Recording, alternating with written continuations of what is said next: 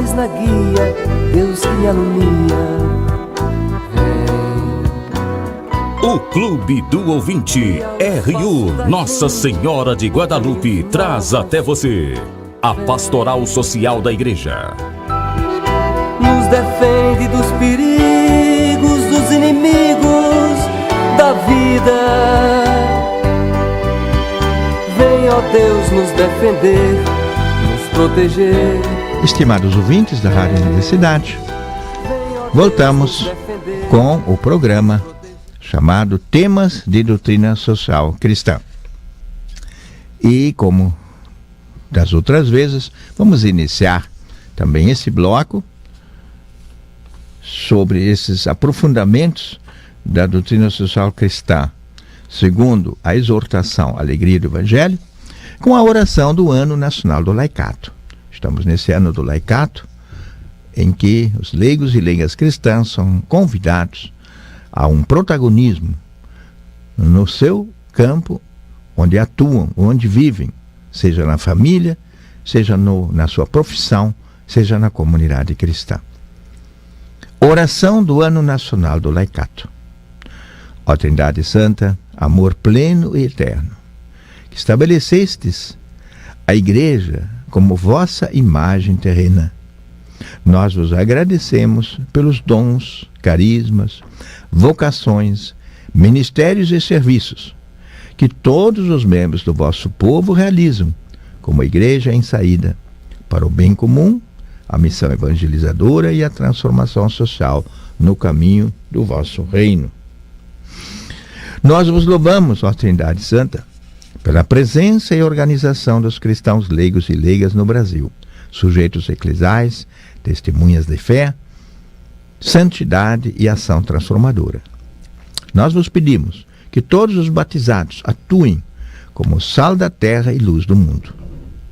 Na família, no trabalho, na política, na economia, nas ciências e nas artes, na educação, na cultura e nos meios de comunicação, na cidade, no campo e em todo o planeta, nossa casa comum. Nós vos rogamos que todos contribuam para que os cristãos leigos e leigas compreendam a sua vocação e a sua identidade, a espiritualidade e missão, e atuem de forma organizada na igreja e na sociedade, à luz da evangélica opção preferencial pelos pobres. Isso vos suplicamos, ó Trindade Santa, pela intercessão da Sagrada Família, Jesus, Maria e José, modelos de todos os cristãos. Amém. Então, estimados ouvintes, retornamos ao estudo, à reflexão, a esse papo sobre o ensinamento social cristão, tradicionalmente chamada doutrina social, que é um ensinamento, assim, um corpo de doutrina, né, de reflexões e critérios de ação próprios para a ação no campo social, político, econômico e cultural. Aí, pervadindo todo esse mundo em que nós vivemos aí, com a mensagem do Evangelho, que é uma mensagem libertadora. Hoje, então, vamos tratar de novas dimensões, aprofundamentos deste ensinamento, segundo o Papa Francisco, neste quinto bloco. Então, temos aí, vamos tomar 4 aspectos desta exortação apostólica: novos desafios de nossa época. Segundo, a fé como antídoto à tristeza individualista. Terceiro, o estudo e a aplicação da doutrina social. E quarto, a inclusão social dos pobres. Então, primeiramente, novos desafios da nossa época. Esta dimensão muito presente nos escritos do Papa Francisco, ele nos chama a percebermos esta novidade que este mundo atual nos apresenta, os desafios que este mundo a que nós ficamos expostos neste nosso mundo. E um desses desafios, uma dessas dimensões, é que nós chamamos de cuidar da fragilidade. o Papa Francisco tem muito a peito de olhar aqueles que são as pessoas, são aquelas que estão mais expostas, né, a esses novos desafios, a fragilidade, por exemplo, dos pobres. Nós temos grandes faixas de pessoas que estão, seja, né, abandonados, né, na dimensão econômica, estão numa situação muito fragilizada, numa falta de renda ou renda insuficiente para viver de forma digna. E também a fragilidade do nosso próprio planeta, né? Todas as dimensões que nós estamos vendo aí, a deterioração da vida sobre a Terra, né? Com o aquecimento global, com a poluição, com o degelo de das grandes reservas de gelo das calotas polares, e com isso, tudo que isso implica depois, seja no aumento do nível das águas do mar, como também com essas mudanças climáticas, né, que parecem cada vez mais manifestar que é um desequilíbrio e que foi provocado, né, por ação humana durante esses últimos 200 ou 300 anos, né, em que a temperatura média da Terra já subiu mais de 1 grau e meio.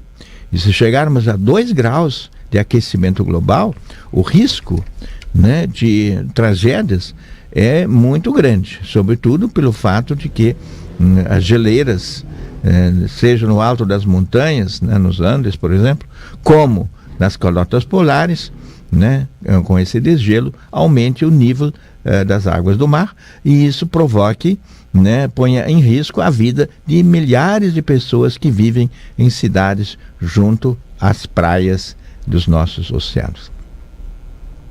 Então, primeira coisa então que o Papa acentua aqui é esta fragilidade em que vivem muitos setores da nossa sociedade, né? É um contexto conflituoso que, voltando ao Evangelho do Reino de Deus, então o Papa explica a especificidade cristã do estilo de vida alternativo que ele implica. Podemos resumir então suas palavras no apelo de cuidar da fragilidade. O Papa fala disso nesta sua exortação, os números 209 e 216. Pois esse apelo diz respeito à dupla fragilidade apontada pelo Papa Francisco, né? A fragilidade dos pobres e a fragilidade da terra. E Evangelii Gaudium, a alegria do Evangelho, é justamente a figura de São Francisco que orienta todo o nosso discurso, o discurso do Papa, desde as reflexões bíblicas, históricas, sobre o ensinamento social da Igreja, já especialmente no capítulo 4, como eu dizia, nesta exortação, que é tudo voltado para o social, e no fim do desenvolvimento sobre a integração social dos pobres, né? Quando fala que é importante voltar-se, ter programas, né, de empoderamento dessas camadas populares que hoje são marginalizadas, até descartadas nesta nossa cultura do descarte, né? Os sobrantes, né? Há economistas que falam desta palavra, né? Dizem assim, é uma massa sobrante que ninguém quer, ninguém dá emprego e que ficam por aí às margens.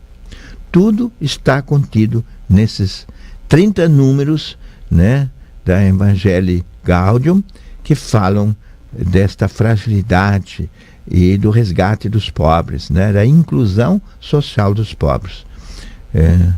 Onde também se fala do cuidado da casa comum, né, porque essa depredação do meio ambiente atinge com mais força as camadas mais pobres, que não tem como fugir, né? Uma pessoa com posses, ela vai mudar de lugar, vai para outro lugar, migra, né? Mas muitos desses mais pobres não têm sequer recursos para se deslocar e ficam lá, né, sofrendo os efeitos das intempéries e das secas, por exemplo, né? E de outros fenômenos que estão se acentuando cada vez mais em algumas das regiões aqui da Terra. Então,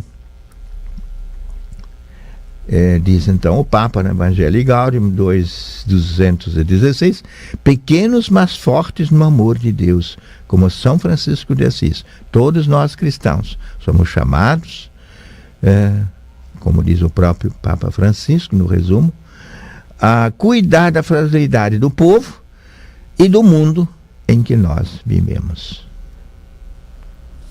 Então, esta é a primeira dimensão que hoje eu quero comentar sobre esta exortação apostólica. Cuidar da fragilidade. Segundo, a fé como antídoto à tristeza individualista.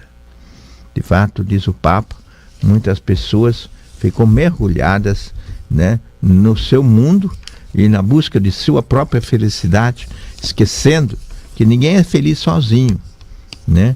E isso então provoca essa tristeza individualista. O risco do mundo atual, escreve o Papa no número 2 dessa exortação, o risco do mundo atual, com a sua múltipla e avassaladora oferta de consumo, é a tristeza individualista, que brota do coração comodista e mesquinho, da busca desordenada de prazeres superficiais, da consciência isolada. Quando a vida interior se fecha nos próprios interesses, deixa de haver espaço para os outros. Já não entram os pobres, não se ouve mais a voz de Deus, não se goza da doce alegria de seu amor, nem fervilha o entusiasmo de fazer o bem. Esse risco, certo e permanente, correm também nós, os crentes, corremos nós, os crentes. Muitos caem nele, escreve ainda o Papa, transformam-se em pessoas ressentidas, queixosas e sem vida. Esta não é a escolha de uma vida digna e plena, nem o desígnio que Deus tem para nós. Esta não é a vida do Espírito que jorra do coração do Cristo ressuscitado. Até aqui a citação do Papa no número 2 da sua exortação. E qual é, então, a resposta ao Papa, né? É a alegria do Evangelho, de nós voltarmos a este frescor, a esse abraçar com alegria essas nossas raízes cristãs que nos sustentam, que nos animam e nos fazem sair de nós mesmos, em busca dos outros e a partilhar as alegrias e os sofrimentos e as tristezas. Então, diz o Papa, no primeiro número desta encíclica, que eu chamo encíclica, mas realmente é uma exortação apostólica, aí diz o Papa: a alegria do Evangelho enche o coração e a vida inteira daqueles que se encontram com Jesus. Quantos se deixam salvar por Ele e são libertados do pecado, da tristeza e do vazio interior e do próprio isolamento, eles encontram Cristo. E com Jesus Cristo a alegria renasce sem cessar. Então o Papa quer nessa exortação dirigir-se aos fiéis cristãos a fim de convidá-los para uma nova etapa evangelizadora marcada por essa alegria e indicar caminhos para o percurso da Igreja nos próximos anos. Então esse documento, que foi o primeiro grande documento do Papa Francisco, é como que uma plataforma do seu governo espiritual da Igreja, né, do seu pontificado. A alegria do Evangelho, o anúncio do Evangelho no mundo atual. Então essa é a segunda dimensão que eu quero ressaltar. A terceira é o estudo e aplicação da doutrina social cristã. Então, para nós sermos esta luz e essa presença transformadora, temos aí um tesouro a iluminar a nossa caminhada, que é o ensino social cristão, a doutrina social da Igreja, né? E aí o Papa deixou muito claro que ele recomenda, né, este ensino que está nessas diversas encíclicas da Igreja, nos diversos documentos que nos foram entregues pelo Papa, pelos diversos papas até o tempo de hoje. Então, como eu dizia, isso está sobretudo no capítulo 4, né, essa dimensão social do Evangelho. Então ele diz, no número 177, vou repetir o que eu já li numa outra ocasião: o querigma cristão possui um conteúdo inevitavelmente social.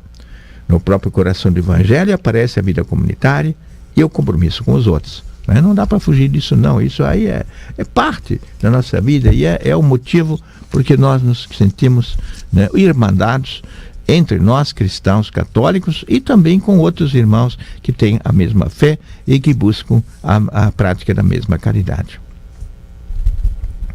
Então, diz esse documento que é importante nos deixarmos orientar pelo ensino social da Igreja. Então, no número 184 deste documento do Papa, se diz o seguinte: aqui não é o momento de explanar todas as graves questões sociais que afetam o mundo atual, algumas das quais já comentei no 3º capítulo desta exortação.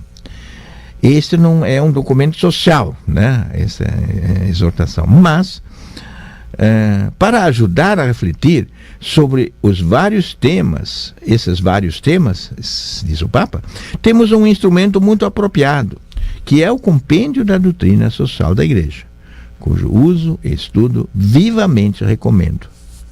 Além disso, nem o Papa nem a Igreja possuem um monopólio em interpretação da realidade social ou da apresentação de soluções para os problemas contemporâneos, né? Então, ele repete aqui, o Papa repete o que já dizia Paulo VI num documento da sua época, né, na carta 80 Adveniens, de 1971, nos 80 anos da encíclica, a primeira grande encíclica Rerum Novarum.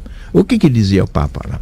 É o seguinte: nós sim temos um grande tesouro que a Igreja nos legou, que é uma tradição da nossa fé, esse tesouro da doutrina social cristã. Mas a sua aplicação e a sua atualização é competência das próprias comunidades cristãs, né? Cabe, numa nova situação, também buscar novas soluções e novas compreensões. E isso através da criatividade das comunidades. Dizia então Paulo VI, para ressaltar esse protagonismo das comunidades cristãs no campo social, o Papa escreveu o seguinte, Paulo VI, eu cito: perante situações assim tão diversificadas, torna-se difícil pronunciar uma palavra única, como propor uma solução que tenha um valor universal. Mas isso não é ambição nossa, diz o Papa, nem mesmo da nossa missão. As comunidades cristãs cabe analisar com objetividade a situação própria de cada país. Até aqui é a citação do Papa. E apresentar soluções, apresentar caminhos a partir da nossa fé cristã. Então a doutrina social cristã é um roteiro, não é um documento fechado. É a partir do ensino, do estudo dos grandes princípios e valores da ética social cristã, nós temos condições de aplicar esta visão cristã às várias situações concretas em que nós estamos, né?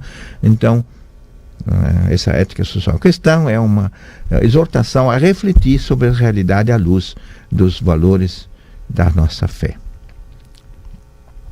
E, por fim, ainda neste temário de hoje, eu quero falar um pouco sobre a inclusão social dos pobres, né? Que é uma das dimensões desse capítulo 4 da exortação apostólica, né? Onde se coloca o seguinte, o Papa já no número 186, ao falar dessa inclusão social dos pobres, o Papa escreve o seguinte: deriva da nossa fé em Cristo, que se fez pobre e sempre se aproximou dos pobres e marginalizados, a preocupação pelo desenvolvimento integral dos mais abandonados da sociedade. Né? Temos que pensar, diz o Papa, no desenvolvimento integral dessas pessoas que foram abandonadas, que foram marginalizadas. Não se trata simplesmente de fazer alguma assistência social, né? De dar um pouco de comida, de botar aí um banco de alimentos, tá certo. É um dos elementos, mas temos que fazer muito mais, buscar a sua inclusão, criar oportunidades novas para que eles possam se inserir, dar de si e se tornar autônomas, quem sabe conseguir até um protagonismo que até agora eles não tinham conseguido exercer. Então, unidos a Deus, diz o Papa, nós ouvimos o clamor dessas massas marginalizadas dentro deste contexto moderno. Ficar surdo a esse clamor, escreve o Papa, quando somos os instrumentos de Deus para ouvir o pobre, coloca-nos fora da vontade do Pai e do seu projeto. Porque esse pobre clamaria ao Senhor contra ti. e aquilo se tornaria para ti um pecado, como diz o Deuteronômio 15:9. Sempre retorna a antiga pergunta, escreve ainda o Papa: se alguém possui os bens desse mundo e vendo seu irmão com necessidade lhe fechar seu coração, como é que o amor de Deus pode permanecer nele? Primeira carta de São João 3,17. Lembremos também, acrescenta o Papa, com quanta convicção o apóstolo São Tiago retoma a imagem do clamor dos oprimidos. Olhai que o salário que não pagastes aos trabalhadores que cefaram os vossos campos está a clamar. E os clamores dos ceifeiros chegaram aos ouvidos do Senhor do Universo. Então temos que nos abrir, sim, a escutar o clamor da justiça e desejar responder a esse clamor com todas as nossas forças. Para quê? Então, para achar caminhos do desenvolvimento integral dos pobres, na inclusão social dos pobres, E diz o Papa, embora um pouco desgastada e por vezes até mal interpretada, a palavra solidariedade é o grande caminho da inclusão social. Solidariedade significa muito mais do que alguns atos esporádicos de generosidade. Vamos fazer uma campanha, vamos dar um pouco de comida, vamos fazer uma campanha de agasalho. Não. É muito mais que isso. A solidariedade supõe a criação de uma nova mentalidade, que pense em termos de comunidade, de prioridade da vida de todos, sobre a apropriação dos bens por parte de alguns. Escreve o Papa. A solidariedade, diz ainda o Papa no número 189, solidariedade é uma reação espontânea de quem reconhece a função social da propriedade e o destino universal dos bens como realidades anteriores à propriedade privada. A atual distribuição da propriedade muitas vezes é injusta.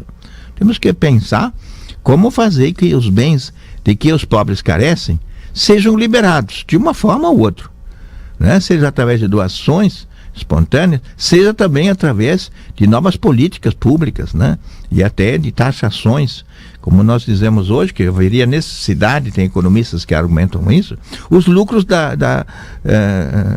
os lucros financeiros, que alguns alcançam, nessas jogadas, do capital financeiro, na bolsa, sobre eles deveria haver um imposto. Não há nenhum imposto sobre isso. O cara ganhou milhões numa jogada do mercado financeiro e sobre isso ele não paga nada. Ele teria sim que pagar uma taxa, uma boa porcentagem.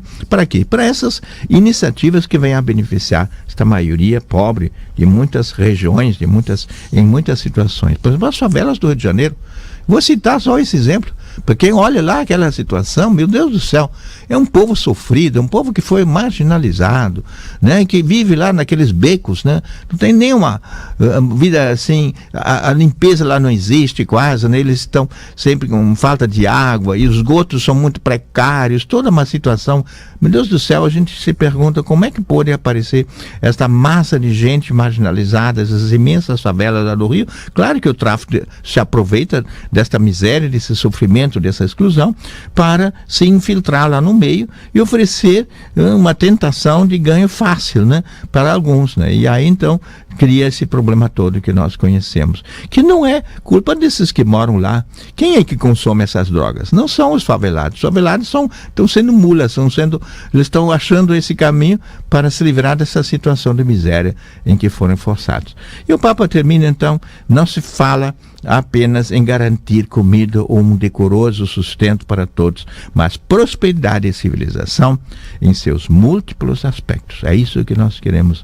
O salário justo permite o acesso adequado a outros bens, o emprego. Isso tanto falta hoje e deveria ser criado, mas muitos usam o seu dinheiro para a jogatina e não pensam em formas de iniciativas que possam gerar emprego, renda, trabalho para tantas outras pessoas.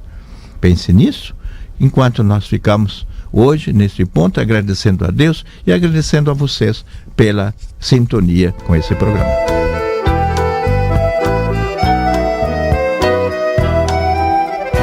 Luz na frente, paz na guia, Deus que me alumia. Seja um missionário da evangelização. Participe do Clube do Ouvinte. Um oferecimento Rádio Universidade, uma emissora da Arquidiocese de Pelotas. Dos inimigos da vida, vem, ó Deus, nos defender, nos proteger. Vem.